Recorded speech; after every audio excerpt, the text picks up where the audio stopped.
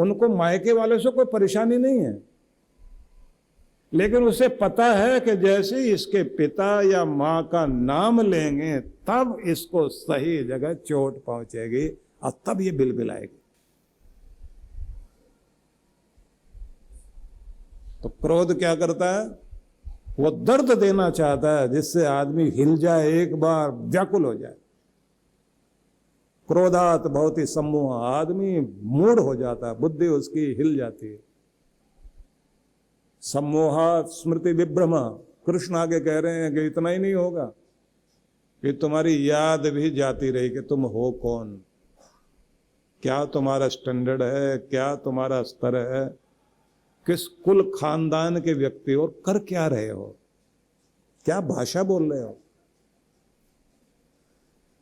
तब आदमी भूल जाता है कि जब कोई कहता है कि उम्मीद नहीं कर सकते थे आपसे, आप भी ऐसा बोलोगे, वो कहेगा हाँ मैं ऐसा ही हूं, करो क्या करो, कुछ भी बोलेगा। तो एक मनोविज्ञान समझाया कृष्ण भगवान ने। ध्याय तो विषयान पुंस संगस्तेषु उपजायते संगात जायते कामा कामात क्रोधो विजायते क्रोधात भवति सम्मोह सम्मोहात स्मृति विभ्रम स्मृति भ्रंशात बुद्धि नाश। स्मृति का लोप हो जाए, स्मृति भ्रंशात बुद्धि नाश, बुद्धि नाशात प्रणश्यति। और जब अक्ल ही हिल गई तो कहते हैं ये है व्यक्ति के विनाश का कार्य, सब कुछ खो बैठने वाली बात। मतलब अगर क्रोध आता है तो क्रोध भी भयंकर चांडाल है। नीतिकारों ने लिखा है ना, क्रोधो वैवस्वतो राजा, यमराज वाला रूप क्रोध ही है। मौत ने अपने 9 दूतों में क्रोध को भी अपना दूत बनाया है। इसकी भयंकर लहरें अगर उठ गई तो ये बड़ा विनाश कर सकता है। तो जब गुस्सा आए तो क्या करो? आता तो है, आएगा तो पहले कनपट्टी के पास एक लहर आएगी यहां, और यहां से वो चल के इधर आती है जहां ये भौवें है ना, इधर। लेकिन यहीं से 2 तरंगे बनती हैं इसकी। एक तो माथे पर सलवट पड़ते हैं, फिर यहां भ्रुकुटी पे दबाव आ जाएगा, भ्रुकुटी तनने लग जाती है, भौवें खींचने लगती हैं, और फिर यहां से उतरता है वो नीचे नाक पर, नाक फूल जाती है ऐसे। आपने देखा होगा ना, जिसको गुस्सा आ गया फूं फूं करना शुरू करता है। कभी जानवरों को देखना आप, जानवर उस समय कैसा नाक फुलाएंगे, और फिर यहां से आती हुई तरंग यहां रुकते थोड़े ही है, नाक से फिर आती है होठ पर, होठ फड़कते हैं फिर पहले होठ, और फिर यहीं नहीं रुकता, बढ़ गए अगर आ गए फिर दांतों पर आसा, फिर दांत पीसता है आदमी, रुका यहां भी नहीं है। अब गले पर आ गया, आवाज भर्राने लग जाएगी, गुस्से में क्या क्या बोलेगा, और फिर बाहों पर उतर आता, फिर बाहें चढ़ाता, आ तू अभी मैं बताता हूं, तुम मुठ्ठियां खिंच जाएंगे। और अगर पांव तक उतर आया फिर तो ऐसा तन बदन में आग लग गई, अब तो मेरे, अब नहीं छोड़ूंगा मैं। तो समझ में आ गया ना कैसे काम करता है ये। पर मेरा विषय आज ये नहीं है, ये तो बीच में बात आई तो इसलिए आपको वहीं ले जाता हूं कि कान के पास पहली लहर आती है तो आपने क्या करना है, जब वो पहली लहर आने लग गई तभी कोशिश करो असर आगे ना फैले, आग को वहीं रोकना है। तो क्या करना, दिमाग को ठंडा ठंडा ठंडा, लंबे लंबे गहरे सांस लेना शुरू करो, ध्यान बटाना शुरू करो, और होठ तक ना पहुंच जाए तो मुस्कुराना शुरू करो, दिमाग को शांत रखो। और जब दिखाई दे कि बात बिगड़ने वाली है और गुस्से से कोई हल नहीं निकलता, जगह छोड़ दो, पानी पी लो, ध्यान बटा लो, और तब भी असर नहीं पड़ रहा हो तो दांत से जीभ को दबाओ और भगवान का नाम मन मन में बोलो, ये प्रयोग सारे के सारे जितना जल्दी हो सकता है उतना कर लेना, नहीं तो आप प्रयोग करते रह जाओगे, गुस्सा अपना काम कर जाएगा। समझ में आ गई बात? जगह छोड़ दें, लेकिन जब भी गुस्सा आएगा अकेला कभी नहीं आता, इसके साथ में इसका पूरा परिवार होता है, क्योंकि गुस्से का बड़ा भाई है अभिमान, अहम। अहम पर चोट लगे, ईगो को कोई हर्ट करे, तब छोटा भाई बाहर निकल कर आता है। इसी का नाम है गुस्सा। ये ऊर्जा का विस्फोट है। ये जैसे ही बाहर निकल कर आता है, मुझे कहा इसने, इसकी इतनी हिम्मत, मतलब ईगो पर चोट लगी। तो छोटा भाई निकल आया बाहर, बोले तुम तो हटो पीछे, मैं हूं। और फिर बहन निकल आती है, जिद। सब लोग समझाएंगे छोड़ो ना बात को, नहीं नहीं आज नहीं छोड़ना। अंदर जिद कह रही होती, भाई आज जो होना हो जाए। जिद जो है ना वो समझा रही होती, भाई आज जो होना हो जाए, नहीं तो ये आदमी फिर बार बार यही करेगा। एक बार की बात है, 1000 बार इसने ऐसा किया। उसके बाद तो जिद ने जैसे ही कहा, क्रोध उफान पर, और सारे शरीर में आपके वो जहर फैलना शुरू होता है। और जैसे ही ये सब परिवार के लोग आने लग जाए ना, ईर्ष्या द्वेष अपशब्द, ये पूरा इनका खानदान है, एक सब निकल आते हैं बाहर। जैसे ये आ जाते हैं, आखिर में आती है इसकी पत्नी, क्रोध की पत्नी का नाम है हिंसा। जैसे ही वो आ जाती है, फिर तो तोड़ फोड़ होगी जरूर। जिसका कुछ नहीं बस चलेगा, वो प्लेटें जरूर तोड़ेगा, चीजें उठाकर फेंकेगा, और नहीं तो गमला उठा के जमीन पर दे मारेगा। तो इसका मतलब है तोड़ फोड़ शुरू। क्रोध का पूरा खानदान काबू करके बैठ गया आपको, तो क्या करोगे भाई? बहुत लंबा मनोविज्ञान है ये। और इस मनोविज्ञान की चर्चा जब कृष्ण भगवान कर रहे हैं, तो फिर उसी तरह से मुझे भी करनी पड़ेगी। उन्होंने ये कहा है कि जहां से शुरुआत होती है वहीं से संभालना शुरू करो।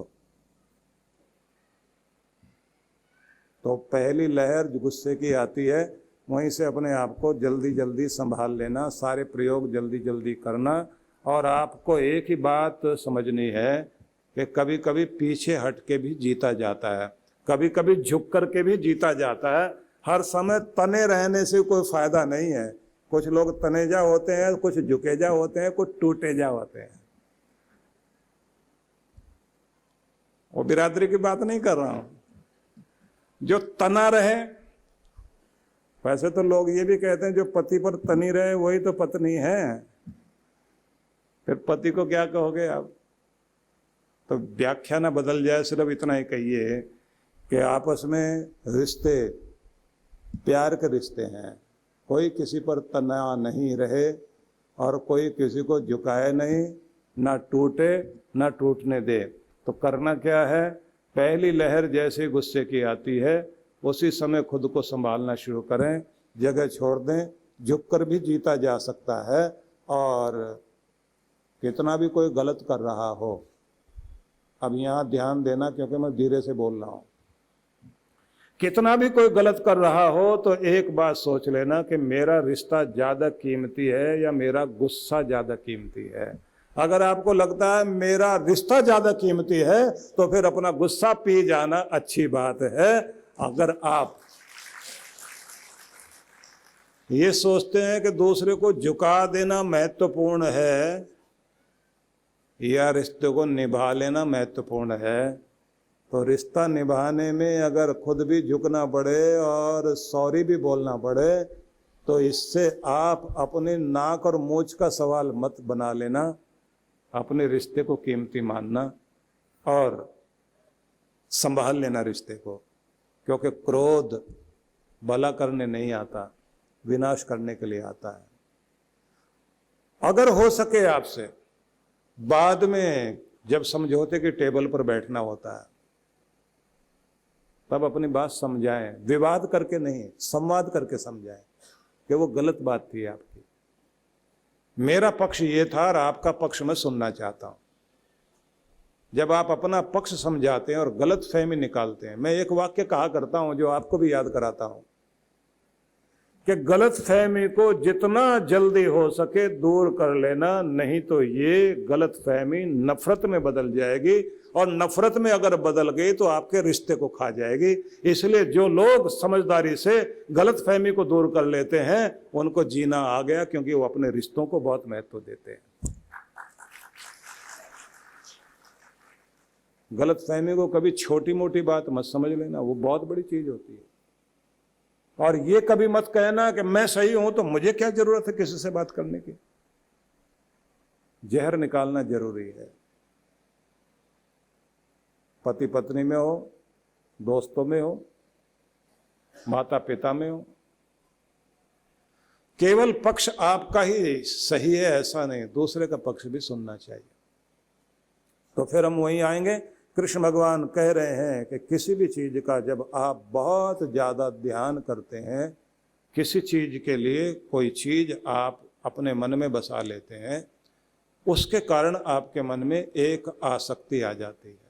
तो पहले ये देखिए कि क्या वो आपके हित के लिए है, जरूरी है, आवश्यक चीज है, जिसको आप देख रहे हैं, समझ रहे हैं, मन में बसा रहे हैं, जिसकी कामना कर रहे हैं।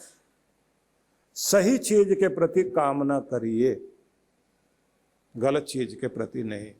मतलब ये कि दुनिया में नए नए मॉडल की नई नई चीजें, नए रंगों की रोज आएंगी, नए आकर्षण की चीजें आएंगी। आप पहले ये देखिए कि आपके लिए उसकी आवश्यकता है या खरीदारी के लिए खरीदारी कर रहे हैं। आपने अपनी मेहनत करके अपना पैसा कमाया और उसको आप शॉपिंग करने में मजा तो बहुत आता है, तो बेकार की शॉपिंग क्यों करनी। जिस भी चीज को खरीदें बहुत सोच समझ के बहुत अच्छी चीज आप लीजिए, और उससे भी ज्यादा जरूरी होती है उसकी देखभाल। आखिरी तक वो चीज आपके हाथ में लगनी चाहिए कि जैसे आज ही खरीदी गई है। मेंटेन करने का तरीका अगर आपको आता है तो इसका मतलब है आप कद्रदान हैं। आपका घर, आपकी चीजें कितना भी पुराना हो जाए, लगना चाहिए कि जैसे आज का ही है। और खुद को भी ऐसे ही रखिए, भले ही आपके पास सैकड़ों कपड़े नहीं, 2-4 ही हों, ठीक से संभालो उनको। महिलाओं की समस्या ये होती है, कपड़े की अलमारी के सामने खड़े होकर कहती है कि अलमारी में रखने की जगह ही नहीं है, और ऊपर से कहती मेरे पास चज के कपड़े ही नहीं है। बड़ी समस्या है। कितने भी कपड़े हों तो भी जो होने चाहिए वो तो है ही नहीं है। और दूसरी समस्या, अलमारी में जगह ही नहीं है। मेंटेन करना नहीं आता हमें, संभालना नहीं आता। तो आप जरूरी चीज पर फोकस कीजिए। जिसे पाना चाहते हैं उसकी कामना करिए, पूरी ताकत से कीजिए, पूरी कायनात से मांगने की कोशिश कीजिए, पूरी सृष्टि से। वो चीज आपकी तरफ आएगी जरूर। लेकिन पहले ये विवेक जरूर रखो कि वो उचित है या नहीं, सही है या नहीं। बेकार की चीजों में आसक्ति नहीं होनी चाहिए। और कृष्ण ये भी समझाना चाहते हैं कि जिन्होंने साधना के क्षेत्र में बहुत आगे जाना, उन्हें कामनाओं से रहित होने की चेष्टा करनी चाहिए। कि कोई भी चीज आपके मन में अपेक्षा लेकर आती है कि हम इसे चाहते हैं, तो जिसकी उपेक्षा करनी है उसकी उपेक्षा कीजिए, और जिसको चाहते हैं, जो जरूरी है आपके लिए, उसकी चाह ना करिए। तो ज़्यादातर उम्र के साथ साथ धीरे धीरे आप वस्तुओं के साथ अपनी आसक्ति, अपना मोह कम से कम करते जाएं, क्योंकि आखिर में आदमी को रुलाने का काम मोह करता है। जितनी ज़्यादा आसक्ति होती है, अटैचमेंट होती है चीज़ों की, व्यक्तियों की, जिनमें भी आपके प्राण बसे हुए हैं, वो चीज़ आपको आखिर में छोड़ने में दुख देगी। तो ये तो हुआ उनके लिए जो वैरागी अवस्था में आखिर में जीवन के अंतिम सोपान में पहुंचने वाले हैं। उन्हें तो धीरे धीरे धीरे धीरे दुनिया से ऊपर उठना चाहिए। और जो भी दुनिया में हैं, दुनिया के कार्य करने हैं, उनकी अपनी जिम्मेदारियां हैं, घर गृहस्थी में हैं, उन्हें सोचना चाहिए। जो चीज़ चाहिए उसको सोच समझ करके उस पर मन केंद्रित करें। और जिस चीज़ के लिए आप अपने मन में भावना बनाओगे, उसको विजुलाइज करिए, उसका सपना देखिए, उसको अपनी तरफ आते हुए देखिए, और जब वो चीज आपकी तरफ आ रही है तो दिमाग में दबाव नहीं डालें, बस प्रार्थना करें प्रभु से कि प्रभु आपसे ये मैंने मांगा और जो मेरे लिए उचित है वही मैंने मांगा, इसे पाकर मुझे खुशी मिलेगी और ये खुशी केवल मेरे लिए नहीं, इस खुशी को मैं दूसरों को भी बांटूंगा, इस खुशी को मैं चारों तरफ फैलाऊंगा, इसलिए मैं हकदार हूँ, मैं योग्य हूँ, कृपा करके मुझे प्रदान करो। और फिर उसे अपनी तरफ आता हुआ अनुभव करो, तो वो आपको मिलेगा, वो चीज आपकी हो जाएगी। और कुछ देर ये मांगने से पहले ये ध्यान रखना कि उससे पहले दिमाग को खाली रखना बहुत जरूरी है। तो जितने भी मस्तिष्क में विचार चल रहे होते हैं उन्हें ऐसे समझो कि जैसे आसमान में कोई रंग बिरंगे गुब्बारे छोड़ रहा है। तो आप खुद को ऐसे समझना आपके हाथ में बहुत सारे गुब्बारे हैं रंग बिरंगे। तो इस विचार का गुब्बारा आया, छोड़ दिया, आया, छोड़ दिया। एक एक विचार को अंदर से निकलने दो। कोई भी विचार आए, कोई भी थॉट आपके अंदर आता है, उसको धीरे धीरे छोड़ते जाइए, उड़ने दीजिए उसे, जैसे आसमान में उड़ रहा है। ये भी चला गया, ये भी चला गया, ये भी चला गया, और दिमाग को बिल्कुल खाली कर लें। और फिर शांत शांत शांत शांत शांत एकदम निर्मल अवस्था में आ जाए। वो निर्मला अवस्था जब आपकी आ जाती है तो उसी में थोड़ी देर शांत होकर टिकें। फिर परमात्मा की आनंदमयी किरणों को अपने अंदर आता हुआ अनुभव करें, और आनंदित और आनंदित और आनंदित हो जाएं। उसमें जितनी देर तक बैठ सकते हैं बैठें। इसके बाद फिर भगवान की मन मन में स्तुति करें कि मेरा रब जो सबकी झोलियां भरता है, देने वाले मालिक के हाथ नहीं दिखाई देते, लेकिन उसका दिया हुआ सबकी झोली में दिखाई देता है। हर घर में जो कुछ भी है वो मेरे मालिक की कृपा से है। देने वाला वही है, एक, मांगने वाले हजारों लाखों है। मैं उस प्यारे की शरण में बैठा हुआ हूँ जो सब पर कृपा करता है, जो चींटी को भी देता है, हाथी को भी देता है। मैं उस मालिक का ध्यान कर रहा हूँ जो सबका है, सब जगह है। उस प्यारे प्रभु से कामना कर रहा हूँ, हे मेरे प्रभु मेरी झोली भरना, मुझे ये देना। मैं आनंदित हूँ, मैं प्रसन्न हूँ, तेरे दिए का धन्यवाद करता हूँ। तो थैंक्स करते हुए आप जो पाना चाहते हैं उसे पाइए। दूसरी बात आपको ये ध्यान रखनी है कि आपको दबाव नहीं देना, अभी अभी अभी देना, भगवान कब दोगे कब दोगे, इतनी देर इतनी देर इतनी देर, इतना कुछ कर दिया भगवान, कब कब कब कब कब कब दोगे प्रभु। जैसे आप व्याकुल हो जाते हैं वो चीज आपके हाथ से दूर चली जाती है। जैसे आप सहज हो जाते हैं, ढीले छूट जाते हैं, तो उसके बाद वो चीज आपकी तरफ आने लग जाती है। जैसे नींद जबरदस्ती लोगे तो नींद नहीं आती। जैसे आप शांत हो जाते हैं और नींद के बारे में सोचते ही नहीं, और नींद देखती है अभी ये मेरे पीछे नहीं है, मुझे आना पड़ेगा, वो चुपचाप आ जाती है। तो भागते फिरते थे हम जब तलब करते, भागती फिरती थी दुनिया जब तलब करते थे हम। जब हम दुनिया की चाह करते थे तो दुनिया दूर भाग रही थी। भागती फिरती थी दुनिया जब तलब करते थे हम, जब से इनकार हमने किया बेकरार आने को है। जब से मुंह मोड़ लिया दुनिया की तरफ से, अब हर चीज हमारी तरफ आने को तैयार है। तो जब तक आप पीछे लगे रहोगे सब आगे आगे भागते रहेंगे। जब आप परवाह नहीं करोगे, अपनी मस्ती में चलोगे, तो आपकी तरफ चारों तरफ से चीजें आनी शुरू हो जाएंगी। परम पूज्य श्री सुधांशु जी महाराज के आशीर्वाद से पूज्य डॉक्टर अर्चिका दीदी जी के पावन सानिध्य में गोविंद ध्यानम। अपने मन को, बुद्धि को मुझ में रमा दो। अगर हमने बस इतनी सी भी बात याद कर ली कि हर समय मन परमात्मा में रमा दिया, तो हमारा कल्याण हो ही जाएगा। कार्यक्रम की रूपरेखा, दिनांक 23 अप्रैल 2023, समय प्रातः 10 से 1 बजे। सत्संग स्थल शहीद मदनलाल ढींगरा सामुदायिक केंद्र, पुरानी ITI रोहतक। आयोजक विश्व जागृति मिशन रोहतक मंडल। संपर्क सूत्र। इस कार्यक्रम में आप सभी सपरिवार सादर आमंत्रित हैं। जीवन यानी निरंतर दौड़ भाग, तनाव, शारीरिक व मानसिक थकान।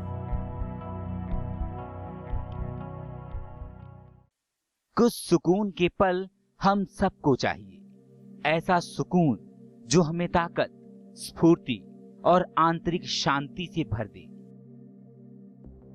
ध्यान यानी मेडिटेशन एक ऐसा माध्यम है जिसके द्वारा मन को चैन, शांति और सुकून मिलता है। और अगर ये ध्यान प्रकृति की गोद में किसी सुरम्य और शीतल स्थान पर हो तो क्या कहने।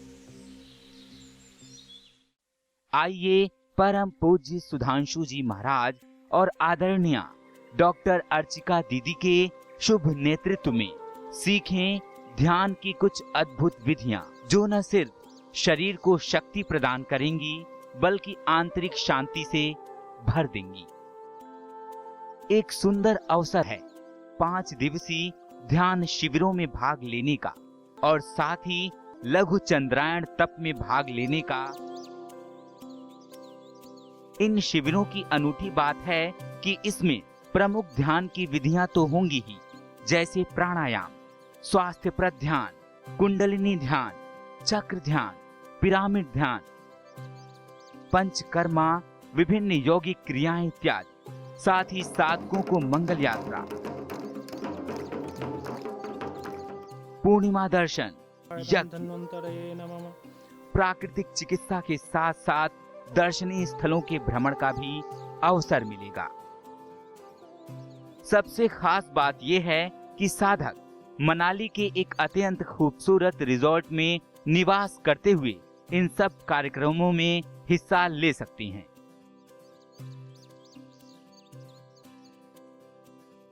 तो आइए परम पूज्य गुरुदेव और डॉक्टर अर्चिका दीदी के साथ मनाली चलें, पहाड़ों पर कुछ दिन बिताएं, ध्यान की विधियां सीखें और पाएं एक तनाव रहित मन, स्वस्थ तन, आत्मविश्वास और सबसे बढ़ के आंतरिक शांति और सुकून।